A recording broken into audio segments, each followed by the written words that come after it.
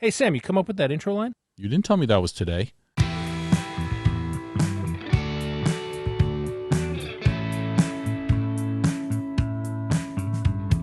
Hello, everybody. Welcome to the Writers' Room with Sam and Jim. On this show, we invite aspiring writers into our podcast Writers' Room to help them work on and develop their stories.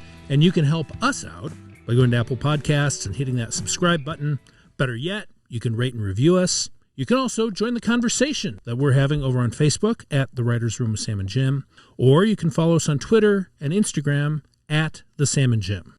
Okay, we're going to break some story with Nate Patton in just a second, but first, Sam wants to go off about something. Sam, what you got? You know, normally we talk about something we're excited about and that we've seen, but now I want to talk about something that I'm super excited about that we're doing. Which is, I think that's something that everybody has to do. And I think professional writers, absolutely none of whom are listening to this podcast, I hope, but they are probably have to come around to. And we are just doing, which is we have written on a lot of shows. And our jobs on those shows are to find the voice of the show, which is often the voice of the creator of the show. Sometimes the show has its own voice and it's been discovered by someone else and we come on a season or two later, but it's not specifically our voice. And what's happened to us over the years is that the shows we've gotten have been more and more intense, more darker. There's sort of a darker style drift. Yeah, and we like writing that stuff. We like it a lot. I mean, one of the darkest shows most intense shows we've worked on is Hand of God, and we saw the pilot a year before we ever worked on that show, and we really liked it, but it was very intense and very dark, no humor. So now we just got off Carnival Row, another very intense show, and what we decided to do was write something that is more in our natural voice, and we're kind of trying to find it again. We had to reach for it, right? Yeah. Like it's because it's been a while, and the thing is that voice, part of that voice originally was unskilled. Yeah, right? there was because when we started with that, and we're going back now. Less skilled. Yeah, 14, 15 years ago. It's like we had the voice, we had the ambition, we knew who we were, sort of, but we didn't know how to do it. And some of the tools we've learned along the way, that how you clean up your writing style and how to be shorter on the page and get your points across faster, naturally makes things more tense and driven and all that stuff. But can we put that in service of a more mixed, occasionally lighter voice that we used to creatively have? Well, it's interesting. All those tools do not have to make it any of those things. But where we have gone is those tools are in service of those things. Right. So as we're breaking this new show, and what's so fun is that you and I are really excited about writing something that the chances of us ever getting paid for are slim. But we're excited to write it. I was going to go 0. But no, it's slim is because it's a spec pilot because we want to write it. And our agent was like, well, you guys don't need to write a spec pilot. You have one anyway. And we were like, no, we need to write this for ourselves, whether it sells or not. And all the forks in the road that we are so used to picking the intense one. And I remember we were pitching something and you're like, and then she goes back and she has him killed. Right? I remember that. And I was like, whoa. This is not that show. And then we had to recalibrate. And it's like, as you said, before we knew who we were, but we didn't know how to do it. And now we know how to do it, but we don't know who we are. It's this, we're trying to tap into that vein that we had before we got into all these different shows and all the different voices and all the different notes and all the agendas and all the skills that we've developed to achieve different agendas. And now we're trying to go back to zero. It's interesting that you picked this for your rant, because this is exactly what I was thinking about as doing for a rant. Is the same topic. It's fine. It's too late. The thing that I find interesting in part is we've been having this conversation with all the people on this podcast now for a long time. And a lot of it comes back to, it's funny because a lot of this podcast is about here's a suite of tools. Here's a couple tools maybe you've never heard of before, or a way to use them you're not aware of to help you get to what you want. And that was sort of my angle on it, is that we've acquired all of these tools, but in learning how to use those tools, we've gotten so used to using them in those specific ways, as we were just talking about, that we've fallen away from actually expressing some of the things that we love about the craft of writing, the things that we want to say. So I'm excited now. And, we got a call today. We might have a job that we have to go do for a month or two. We don't know. It's a big job, blah, blah, blah, blah. And it's going to take us away from this thing. Which is the joke, right? Like, we both knew that, like, whenever we start writing a project on our own time, inevitably we get a job. Right. It's the best way to get hired, is to start working on something you really like. It's true. Well, we are going to wheel that dry board on into Jim's garage, and then we're going to pull it out in some stretch of time, which we have no idea what that'll be, and we'll just start again. But the thing that we're going to get back to, that we have to remember, whether we get this job or not, whether we start writing tomorrow, whether we put it away for a while, is we're not getting back to the story of these characters. We're actually still getting back to rediscovering that core thing that we want to do, and that our ideas that we come up with, even if they're good ones, if they don't let us get at that core thing, we got to kill them. We got to let them go, because we know how to do it, and we have to kind of forget it a little bit. And I don't know how to do this. This is going to be interesting, but not for a change, because I get excited about writing a lot of different things. But in this case, I'm super excited to dive into that. And that's what I want to talk about today. Yeah, me too. Okay, let's get into this week's show. Hey, Nate. Hey, Nate, how are you? This is Sam. Thanks for coming on the show. Sam and Jim, hey, thanks for having me. This is exciting. I really appreciate it. You're calling from Nashville, which I have to say, I love Nashville. The series. Oh, good. I did love Nashville, the series, but I like Nashville, the place, more.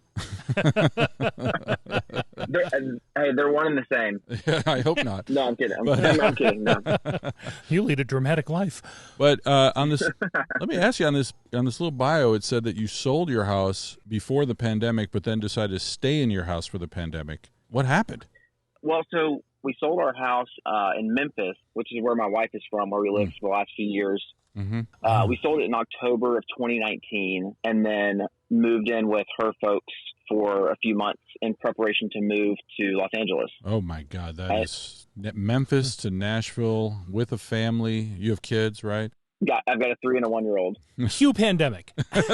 Wow. Exactly. How can we make this, Jim? This scene's missing something. Well, let's up the stakes. How can we make this harder on the character? Come on, man! A worldwide pandemic? That's too much. No one's going to believe that. You've gone too far. So the move date, the move date was actually end of March of 2020. That was the move date. So yeah, we had a slight obstacle there.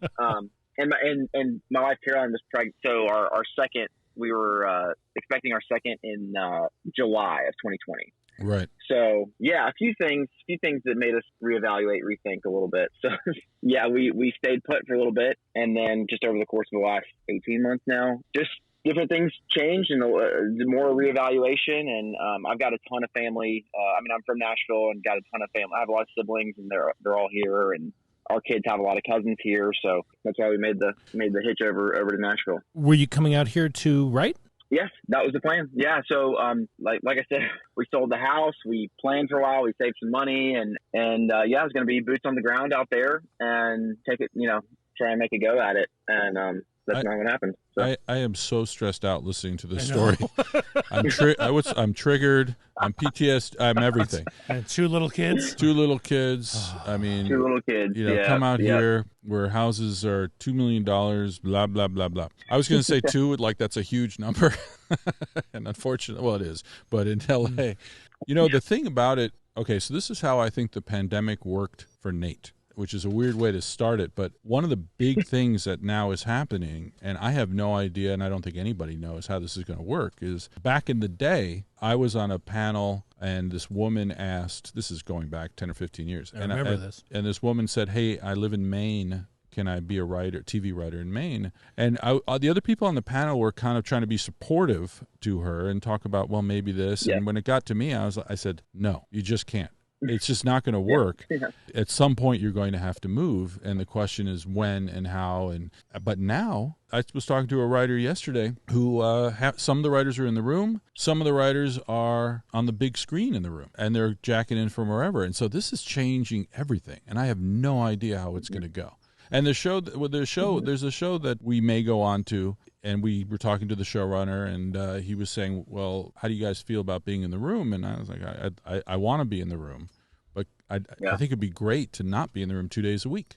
Right. Skip that ride 2 days a week, and then we could Zoom on that. And so then you're not – that concept is so foreign to everything we understand about TV writing, the process of it so far. And yet in our world in particular, right, like you have a few days a week to break story, and then there's almost always some stuff to write or think about, right? Yeah. And you don't necessarily have to all be in the same building to do that. No. And I don't think telephones really work as well as Zoom. They never work very well. So I think, this is interesting time. Maybe you can stay in Nashville and keep doing that. Yeah, I'd always gathered that was just kind of this, the writer's room was just, and still is in a lot of ways, just like this sacred space where like the physical energy matters, so that, everyone is all, is all together, however many, 6 or 12 or 20, however many, but yeah, it's undetermined or not determined yet how it's going to look going forward. Well, it's still a sacred space. And I really think there's something special about writers' rooms, and I don't ever, and Pure Zoom is nowhere near the same experience, and it's not as good. Yeah,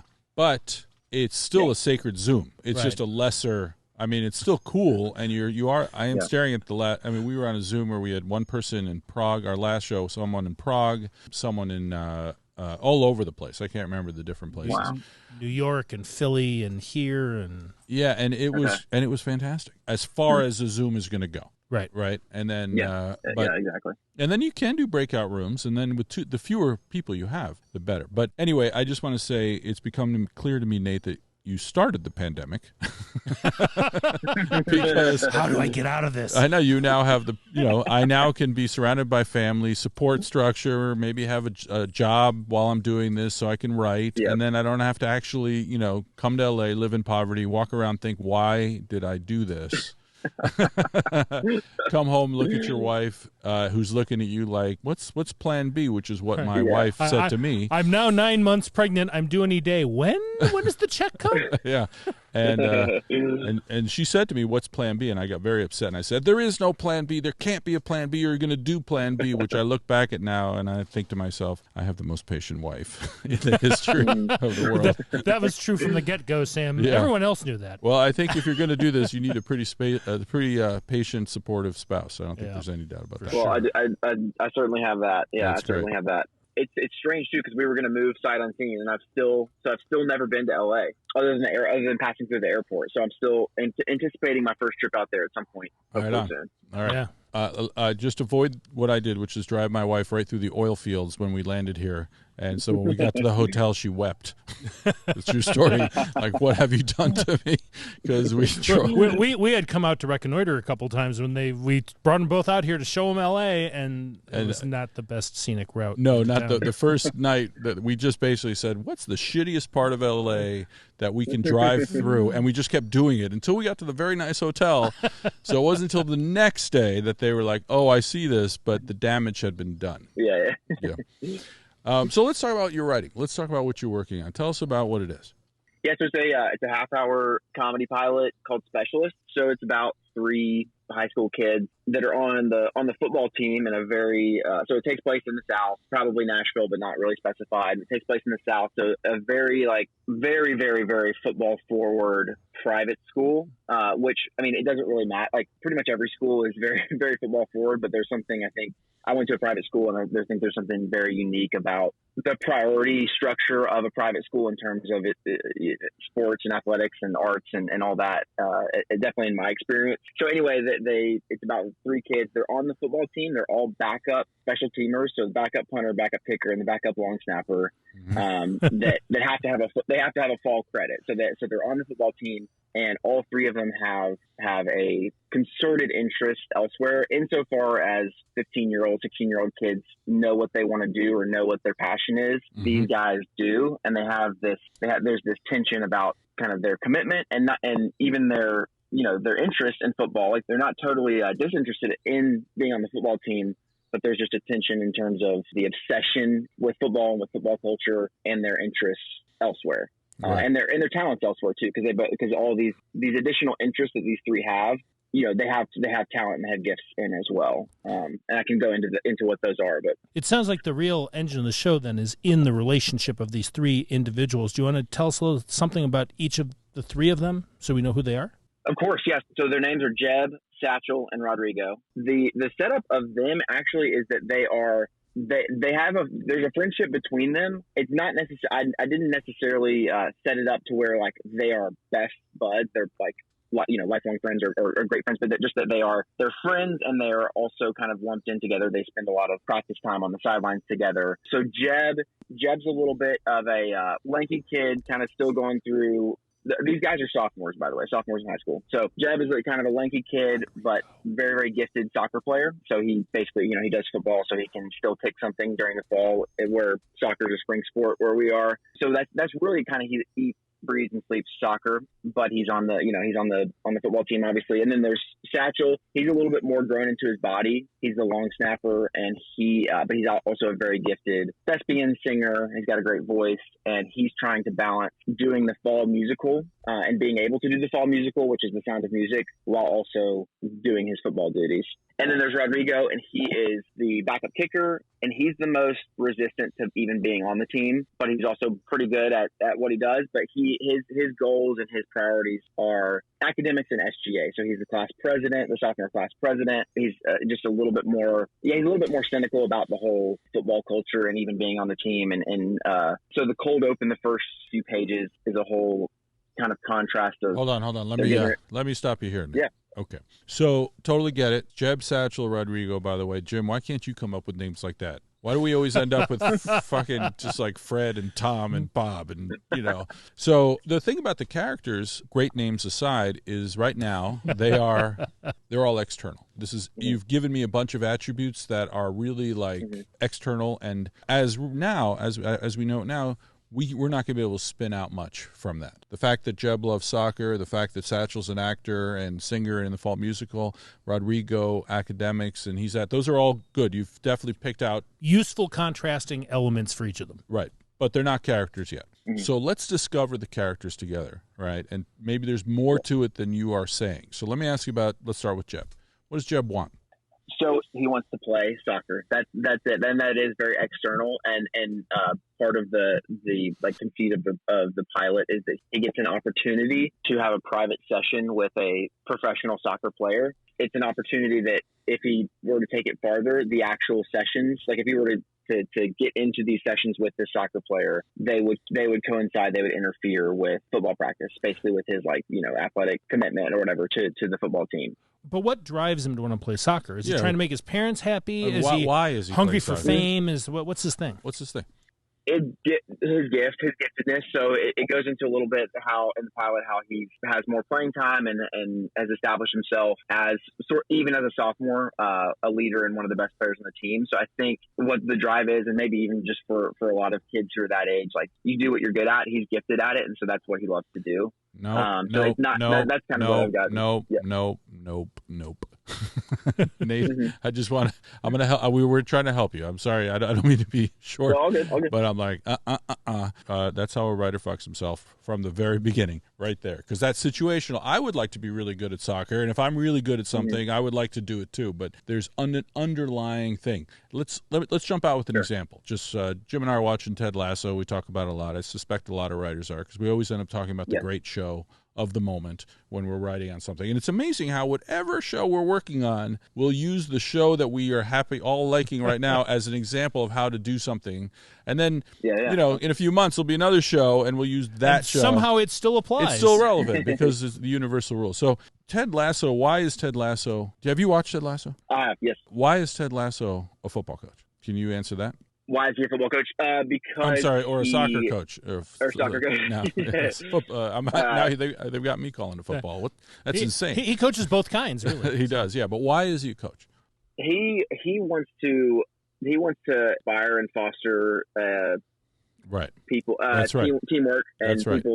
people finding some joy out of what. Yeah. Right. The best versions of people. He wants to help them find themselves, however they get there through the sport. So all of his drive, what does he want? He wants people to be better. Why? Because he believes that everyone is amazing. He really does. Mm-hmm. That's the crazy thing about him. And that's what makes him different. It's not, that's his technique is to be positive. No. Mm-hmm. He is always positive. He's the anti-cynic. Right. And Yeah. and he doesn't believe in failure because he thinks everybody's already succeeded. That's the funny thing. And so when you get to the midpoint of the season, when he ends up, I hope I'm not ruining everybody, Ted Lasso spoiler coming up, blah, blah, blah. But when he gets divorced, it destroys him, and he ends up having a panic attack, and it's horrible for him because he can't see the positive side of it. Yeah. And he has failed. Yeah. It is failure. There's no path to success that he sees in that moment. Yeah, he's failed by his. It's not just a failed his marriage in kryptonite. generic way or general way. It's Yeah. failure in that he couldn't see the best side of this marriage and make it work, or because his wife wasn't able to do it. He couldn't inspire her. He couldn't to see inspire her. Ooh, that's deep. Yeah. Yeah. So we get to his kryptonite. And that's a comedy, and this is a half hour too. But those characters, your characters, the more you can describe them as to what drives them, what's actually happening in their home life, why they are this way, the writing just gets so much easier. You're going to have to do it anyway, but if you don't do it now, you'll write a draft that lacks a soul to it, and then you'll go back, and then you'll discover it hopefully on the next draft. Maybe we can skip that draft. Yeah. I mean, I've listened to a few episodes with y'all, and I love how y'all kind of get at the essence. And I think that's what with these guys, it's like when I think about being that age and being able to even comprehend what drives you. I think that's the opportunity you have in this kind of show, because that is the pain and suffering of being 15, 16 years old, is that you don't have a handle on what's driving you or what you really want, but you're discovering it. And you have an opportunity in that, right? You're super sensitive about certain things. Well, why? You're very interested in certain things. Well, why? And that's part of what your friends help you do. Right. The classic structure or way to do it is you have someone else, and I'm just banging out what Jim said, call you out, right, on whatever it is. We used to call it MIFBLA, because some writing person came up with something, and I don't even remember what it stands for. All those letters mean something. But what it means stand for something. But what we do is, it's like the other person says, you're so full of shit. The only reason you're doing it is because X, Y, and Z. That's the cheap version. But best friends know that about each other. They know that about each other. Sometimes it didn't have to be spoken. The guy says, no, I'm doing it because I love her and I want this. And then the other guy just stares and looks at him. And then he says, and this is the funny moment, okay, I'm really doing it because of this. It's because they know each other so well. And I think actually in Lasso, that's Coach Beard's function. He just looks at Ted half the time and he's like, all right, I know. Because that's what good old friends do. That is so true. Right? And that's their dynamic, and it works.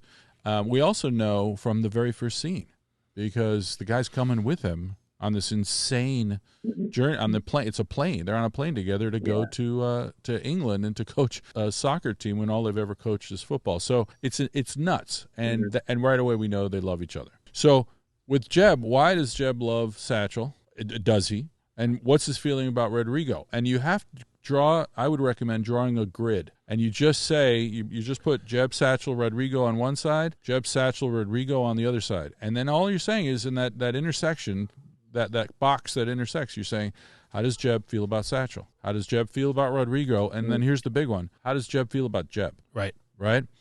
And then you'll start peeling away the truth of this, their truth, because you know way more about them, as you said, than they know about themselves. Right. And even if they're self-aware, they're not really. They think they're, even if you have one character who's so smart and so this, he'll be wrong about stuff. And maybe he'll get called out, or maybe the story that you write will reveal his ignorance to him in a very harsh way.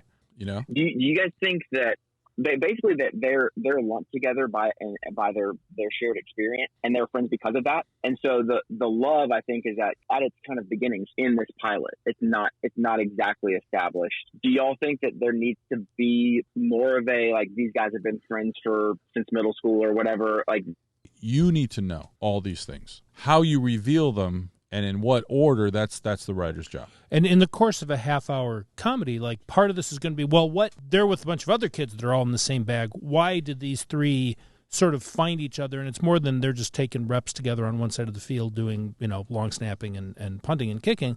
There's something happens between each of them or among all of them that gives them a little bit of bond in some way. If this is your pilot and they don't really know each other, there's something about each of them that answers something or speaks to the other ones in some way. And that's what you got to That's the supply. grid. And that's the grid, right? Now, let me keep going on that idea. Bang on what Jim's saying is, first of all, you may have a situation where it's the first day, they have to do this football thing. None of them want to do this football thing, right? So they're the backbenchers, they have to do it. And they all seem to have different focuses in their lives. It ain't about this. It ain't about this. And they're like, can you believe this shit? Here we are. This sucks. We just got to get the credit. Get the credit, move on. Okay, that's external. But then what they do as they're confronted with challenges on the team, that is, which are probably not the actual sport. It's probably all the stuff around the sport. Or what they're talking about while they're doing the sport, right? From their regular lives that they're bringing. Or you find out that Rodrigo's full of shit. He is thrilled to be here, and he wants to shine even though he sucks. Because he's so good at everything else in his life. He's class president. It's his other stuff. Why the fuck can't he succeed at this? Right. And then if we're just following that line, now we know what he wants. He wants to succeed at this. Now, why does he want to succeed? I think the way Jim posed it, it was ego, or he's got to be perfect. And then the question is, why does he need to be perfect? And these aren't logic things. These are, what can we find out? Maybe he has a parent that he's trying to impress. Maybe he had a humiliation, and ever since then he's decided he's got to be perfect at everything so he never gets humiliated again. That whatever that humiliation is could be a great story point. We're diving into lots of things, and if we go back to Ted Lasso, our Lord and Savior, we where all truth resides, we have no idea why Ted came to Richmond to coach this team until the very, very end of the pilot, I think, right? Right. And that's when we find out, he's got trouble with his wife. And this has something to do that. I think he said, well, I'm giving you space, but it's okay if I call. Something like that. Oh, is this too much? And then we get the sense, he was giving his wife space because they're having trouble. Done. That's enough. Now, that was enough for the pilot anyway. And I don't think you could have a successful emotional pilot without it, right? Because we would never understand him. And even though it's a half-hour comedy, like that emotional hook is the most important thing. Story's all emotion. And that's why everyone loves Ted Lasso. Is it's funny, but it's more than that. It's very emotional, more and more and more so as the season goes. So you see why Nate the Great. This is why we have to dive into Jeb and Satchel and Rodrigo, because you can't everything you wrote about them. If we don't know it, it can't be true. The most true that it could possibly be, and that authenticity is what's going to make it funnier and more emotional. So if you don't hate us yet.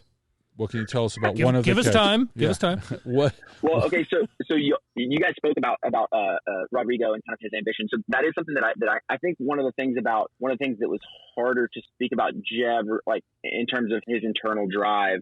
In the pilot that I wrote, I don't have a scene with Jeb and any of his family, but I do with both Satchel and Rodrigo. And there's a part that there's kind of an emotion that y'all alluded to in terms of Rodrigo's ambition, in that there's a part where he drills a long field goal in practice and the team gets to go to showers early because he did that, and he doesn't really care, or he, at least on the surface, is kind of acting like he doesn't care. And then when he tells his family about it, his dad kind of placing all the emphasis and focus on the fact that he did that in football, and Rodrigo through dialogue and some little things that like is obviously a little bit, I guess, bitter about the fact that he's placing all this emphasis on the football and not the fact that he's class president or that he's an accomplished student.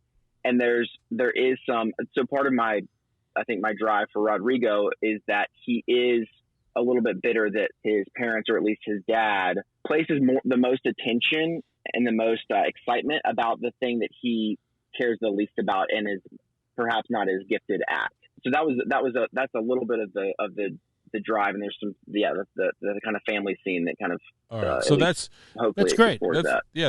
That's really helpful. I would also ask you: does Rodrigo have an ethnicity to him based on his name? Is he Latin? Is he Latin? Yeah. So he is. So I gave him I guess ostensibly white dad and Latina mom. So his mom is Mariela and his dad is Gene. Okay. Then the next question is, does that cause him any trouble or something interesting at school, right? And it would help if it did, right? It's not necessary, but we're not going to live in the stress of his dad because you don't even have a scene with his dad.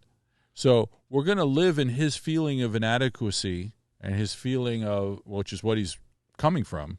He's inadequate. And then he goes to school, and how is that making it worse? How is it making it worse, And that is, he's he's a great soccer player, but it's football and soccer skills. No, that's Jeb. That's I'm sorry. No, Rodrigo, I it's think academics, right? I think his thing is actually resentment, not inadequacy. Like, I mean, it depends on. It's two sides of the same coin. I would agree with that. He's resentful of his dad for not appreciating the other stuff. So he's angry.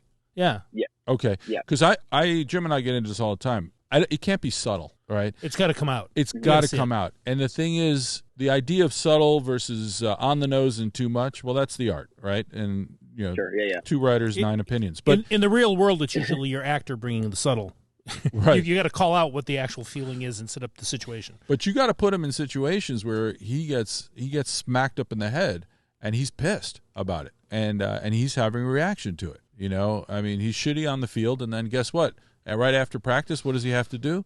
He's tutoring the guy who was giving him shit on the field. I mean, there's so many ways to bang on it, but you want to make him. If you're saying he's resentful, then let's lean into it. If he gets shit because he's Latin, great. Let's see that. It doesn't have to be people calling him names. It could be more subtle than that. It could be other kind of jibes or anything. But that's the money. The rest of it's plot. What is Rodrigo's story in the first? Can you tell me Rodrigo's story in 3 lines in the pilot? Not the plot, not shit that happens to him. But this is a story about a guy named Rodrigo who, what? This is a story about a guy named Rodrigo who is smart and talented and feels misunderstood and has a hard time communicating. And does what? Sometimes. And does what in the pilot? He clashes with his other SGA. He clashes with other SGA members and his parents. And the thrust of the pilot is that he's about to quit. Okay. He is committed to quitting the team. And so we see why he's going to quit. Then he doesn't. And then he doesn't. Right. Yeah. He doesn't. Yeah, because of something that happens at the end. And he's quitting the team, and he is trying to get the other 2 to quit with him. Oh, that's interesting. That's very interesting. Pull that up. That's great. Okay, so this is a story about Rodrigo who is so resentful about whatever his father's take and his life, right? And this team that he's been forced to be on. That not only does he quit, but he tries to take his friends with him. He tries to take these guys who aren't really necessarily his friends. Well, I'm just trying to simplify it. He's going to sabotage them. Well, he's known them forever, right? Yeah, no, that's not what we're saying. Oh, he doesn't know Jeb and Satchel forever. Right. Okay. And then he tries to take him off. And so that starts to be a story to me. Right. That because I know why he's doing it. Right. And each of these characters need a pivot like that, where they come in feeling one way about stuff, and then something happens and it changes their attitude towards something. Satchel, I'm just picking a name. It doesn't. You could say Satchel is desperate to be on this team and be a success because he's a thespian and he wants to be the center of attention. He wants to be the star quarterback. He is here to win. He's terrible, or second string, but that is what he's determined to do because you want him to be at opposing agendas with Rodrigo because Rodrigo's like, we got to get off this team. And Satchel's like, why the hell would I do that? I was going to say you could run the other way with that with Satchel, who really wants to be in the school musical, but he's got to get his fall athletic credit, right? Like, so that's exactly what it is. Right. So there's a world but where that's not an obstacle though. That's my but there's a world where this is where what Rigo's proposing is somehow a ticket. It means something to him that's important to him, right? But he still has to back out of it because it would let him do his other thing. It would let Satchel do his other thing. Right. He can't. He can't get himself to quit. But if Rodrigo's starting a movement to get people to quit or something, that would give him an out. Right. So then they all get together for their own disparate reasons for getting off the team, and then something changes their mind collectively. Right. Okay. Exactly. Yeah. And so Satchel, he is trying out for the part of Rolf in Sound of Music, and he kills his audition, and he is trying to get the approval from his coaches to be able to balance both. But the coaches will not allow him to take part in the fall musical and also be the second string long snapper.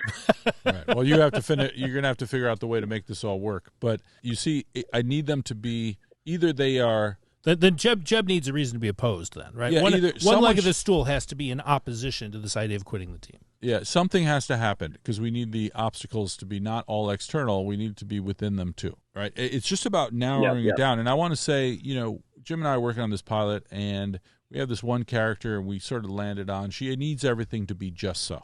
And then we spent 2-3 hours one morning, maybe yesterday morning, maybe Friday morning, I don't know. A couple days ago. But Monday morning, was that we sat there and talked about why she needs everything just so for 2-3 hours. And we came up with not only her backstory, which is okay, that's good, but more importantly, how she behaves, why she wants everything just so, and how certain things terrify her. Why that is so important. That she's not some sort of like society lady who wants everything perfect because that's just how it's done. It's much deeper than that. Which then gave us, it's a show where there are reasons why you would want to show flashbacks, but it gave us this anchor where what the flashbacks are, what we want to see is moments that we're seeing those emotional moments with her. It's not about setting up plot backstory pieces where I understand, oh, this is where she went to college or something.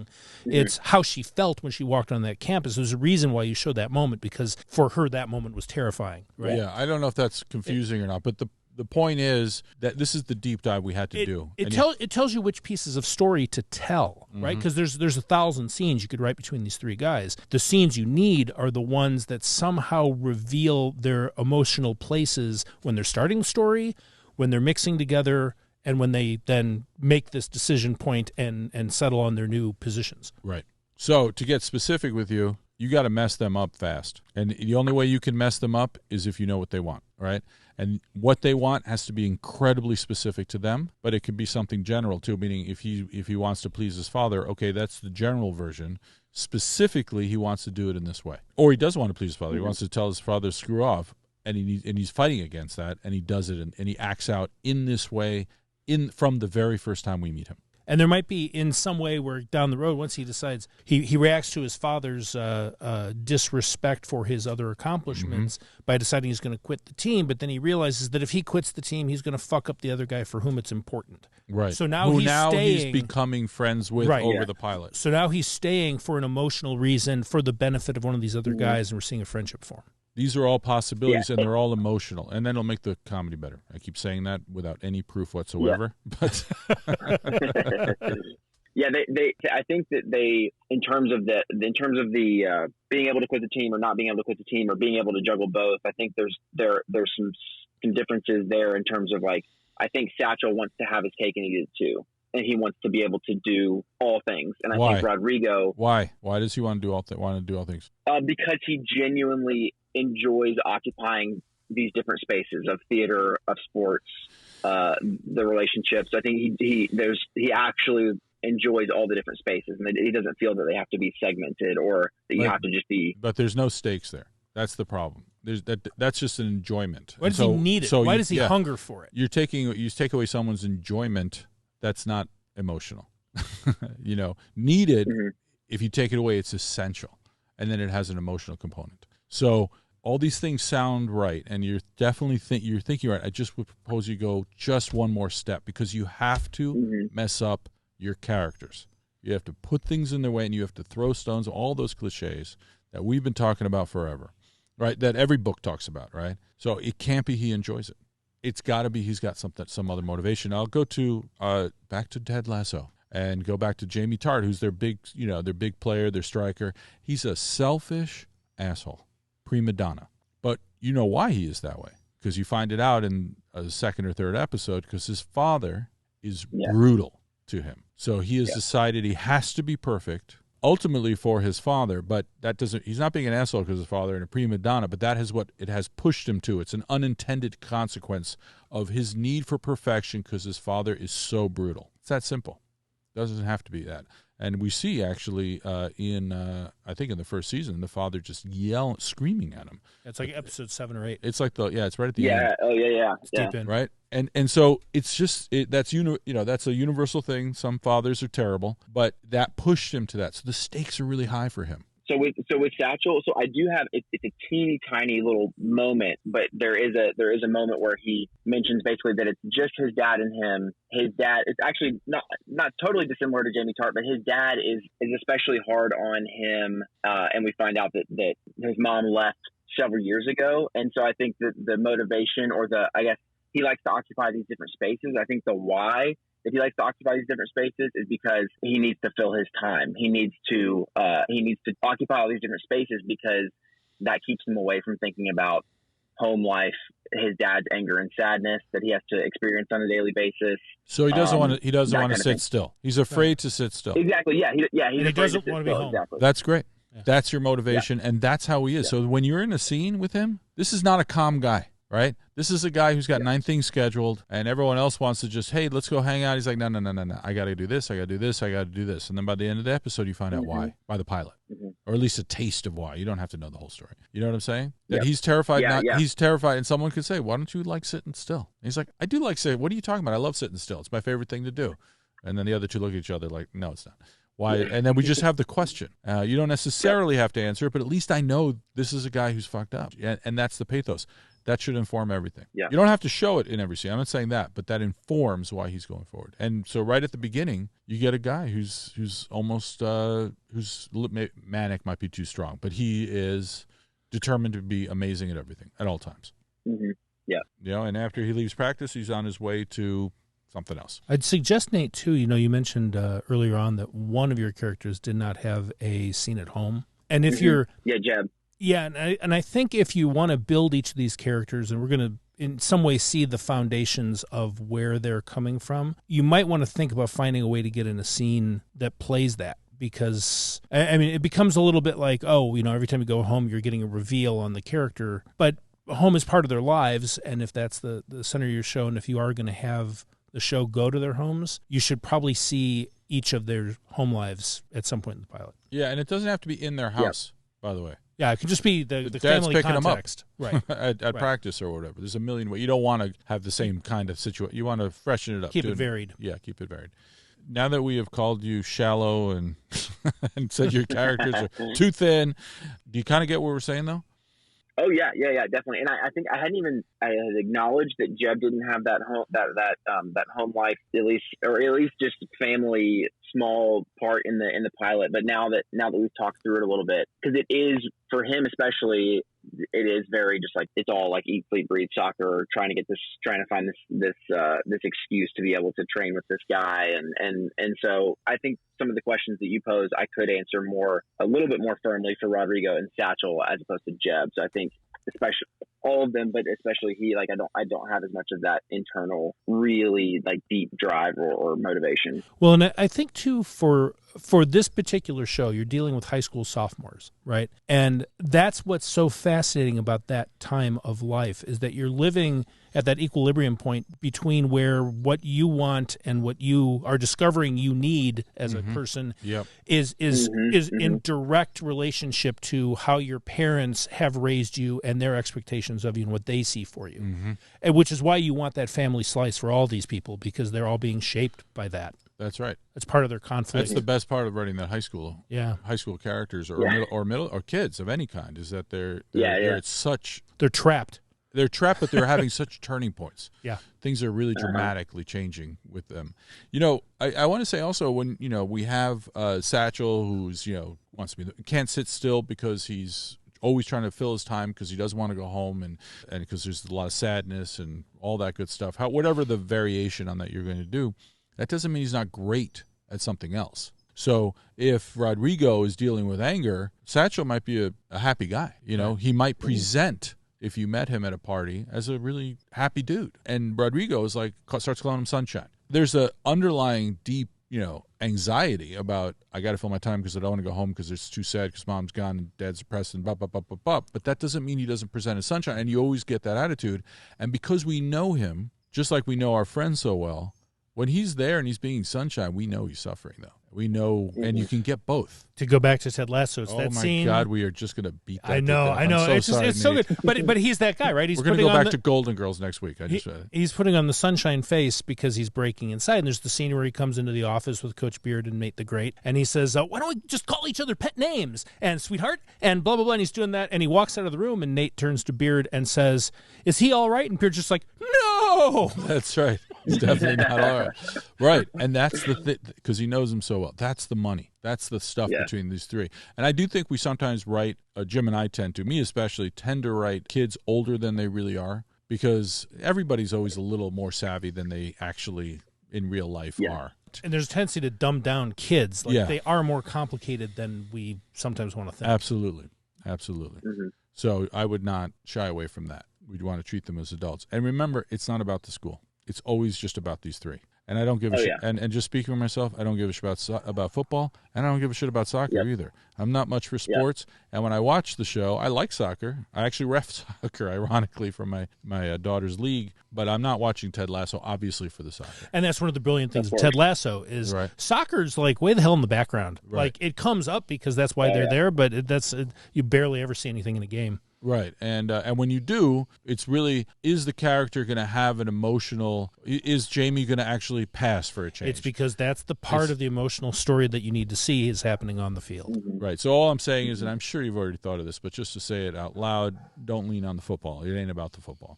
Yeah, and that's part of the emotion of what I have is like the end, or I guess the hook, is that they all three have gone through this, Rodrigo proposing quitting, then them having these other things that are kind of pulling them away, and then them culminating in a collective decision to quit. But then the very last, basically the end of the pilot, I guess the hook of the pilot is that there's this ridiculous, outlandish scene where on a punt play, the punter, the long snapper, both get injuries, and then the kicker on the sideline, the guy gets tackled out of bounds and barrels through his legs. And basically the end of the pilot is all three of the guys that are ahead of them have season-ending injuries, and so these three guys are like, oh shit, like what do we do now? That's a great ending. That's great. Yeah, it's a beautiful ending, and so we need to understand why this is the worst thing that can happen to them. Yeah. For other characters, it'd be the best thing.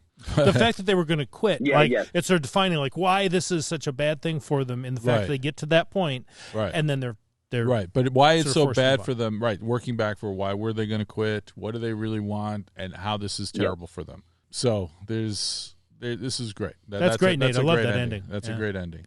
Well, I hope we didn't mess you up too much, Nate. And no, this is great. This is awesome. I love it. I'm glad you're in Nashville, man. So I'm glad you might have your cake and eat it too, which is have a life in a less expensive, less stressful part of the world, and keep going on the craft, get the script, and then submit it, and possibly even work from Nashville without that could all happen. I don't know how this is going to go. I have no insights. Well, if you could make Hollywood money in Nashville, that's like double Hollywood money. That's true. That's true. So, well, thank you guys. I appreciate it. I when there's just the fact that y'all are doing this, I think it's so awesome, and I think it's really, really fantastic y'all are doing this. I appreciate it. Thanks, Nate. Kind words. Thank you. Good luck. Man. Good luck to you, man. And that's all we've got for you this week. Our producer, J.R. Zamora-Thal, is working the mixing board. Our logo was designed by Julien Debar-Monclair, and our music was provided by Buddha-Rays out of Austin, Texas. If you want to get in touch, we are at The Salmon Gym on Instagram and Twitter. And you can find us on Facebook and YouTube as The Writer's Room, The Salmon Gym. And if you like hanging out in the room with us, give us a follow on Apple Podcasts, Spotify, or wherever you get your podcasts. And tell a friend, would you, so we can get JR paid. Thanks, everyone. See you next week.